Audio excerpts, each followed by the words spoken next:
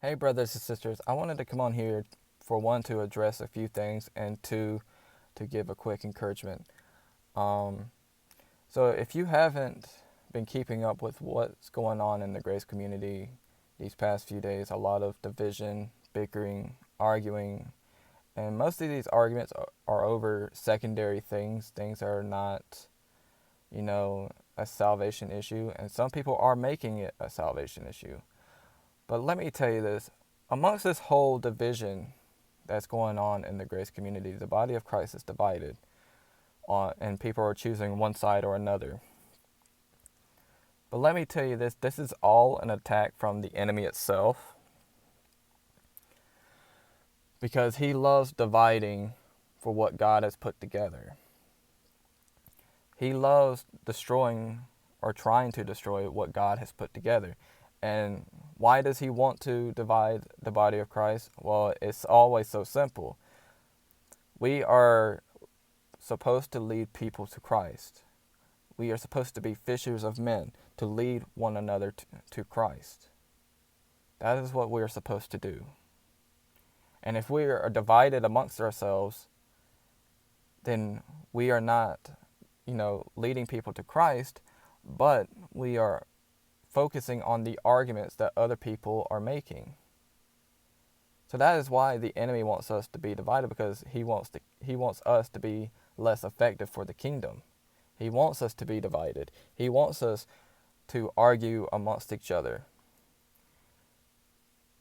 But for one thing is, if someone is adding or taking away from the core meaning of the gospel and diminishing the death, burial, and resurrection of Jesus Christ, the finished redemptive work, if someone is adding to it or taking away from it, we have an obligation to defend that. Because if someone is presenting a false gospel in any way, shape, or form, saying you must do this X, Y, Z number of things, or you must believe in these certain points, then you're presenting a false gospel. Unless you are teaching the death, burial, and resurrection, Christ and Him crucified, the finished redemptive work of Christ, if you're teaching anything that adds to it, or saying that you must believe these other points along with the death, burial, and resurrection, then you're presenting a false gospel.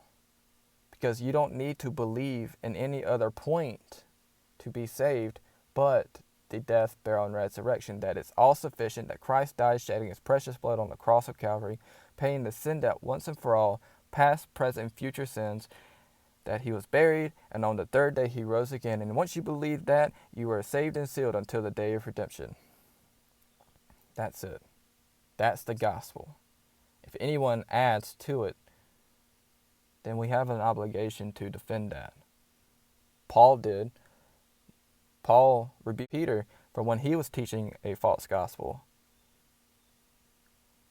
I mean, but the thing is, though,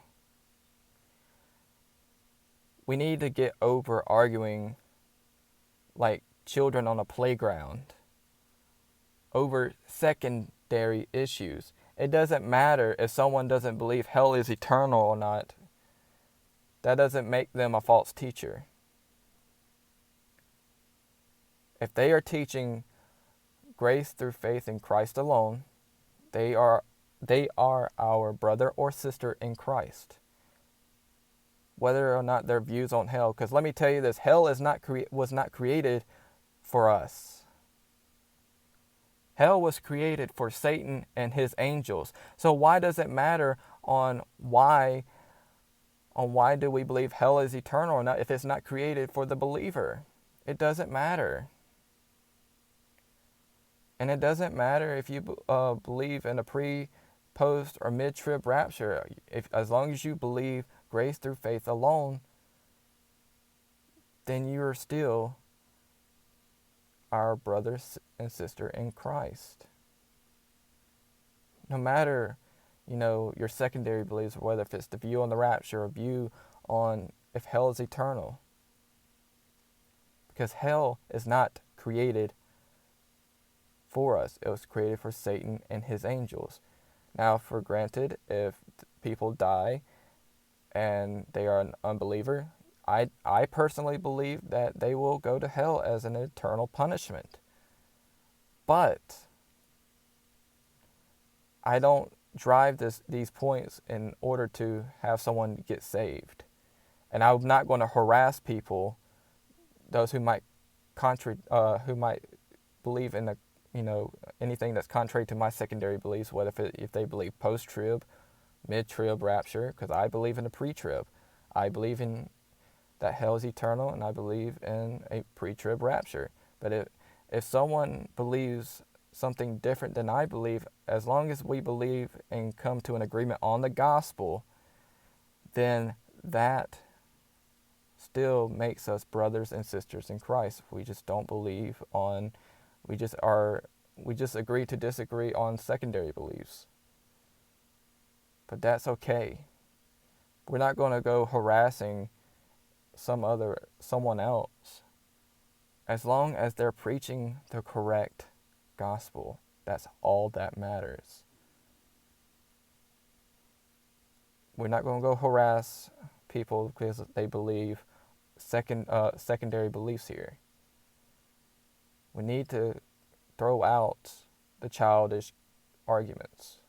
This has become childish, and it's not what the Lord wants. He wants the body to be united.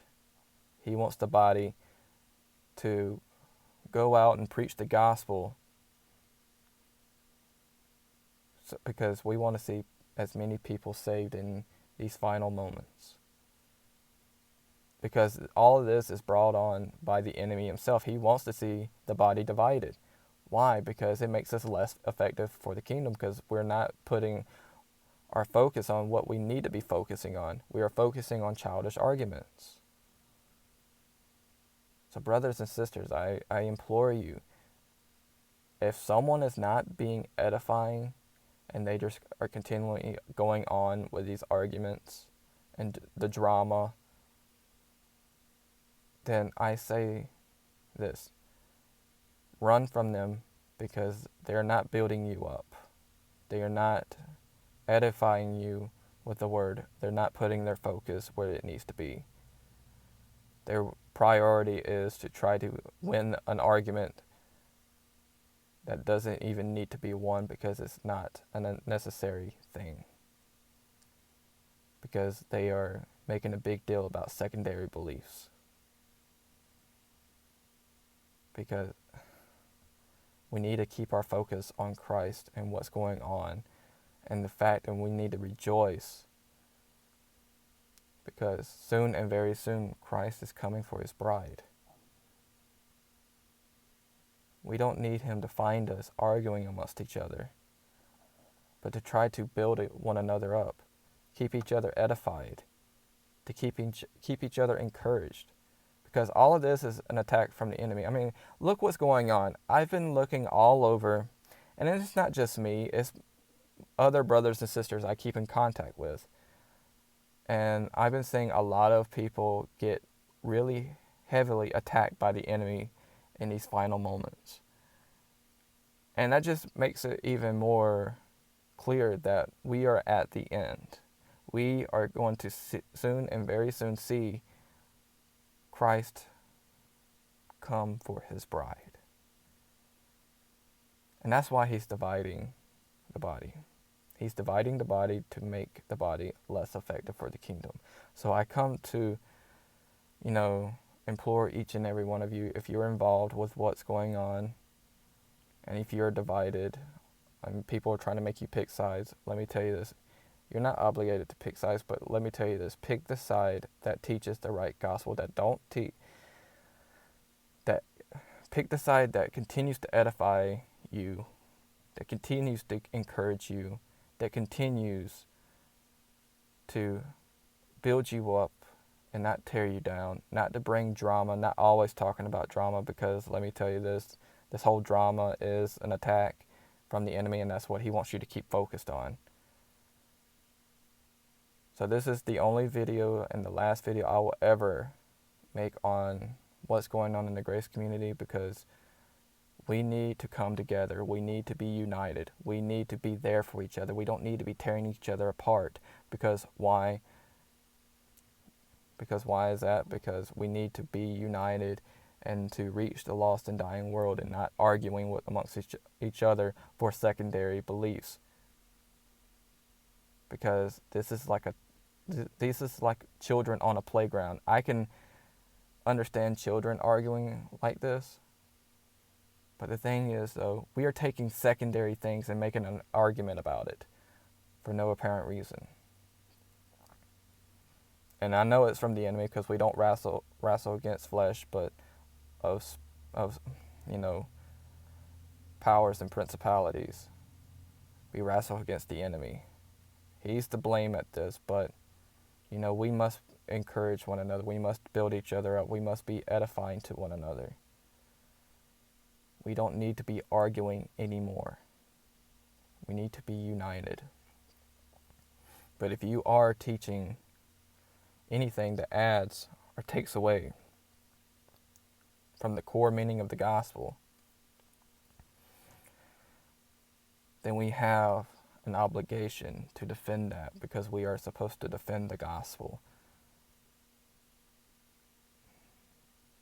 There's no wrong in defending the gospel, because the gospel is the core thing. It's the foundation that we stand upon, that we believe it and are saved. And we need to present that to others. And if you're presenting that to others, that you have to do X, Y, Z number of things, and that you must believe the death, burial, and resurrection and these other certain points, then you're preaching and teaching a false gospel.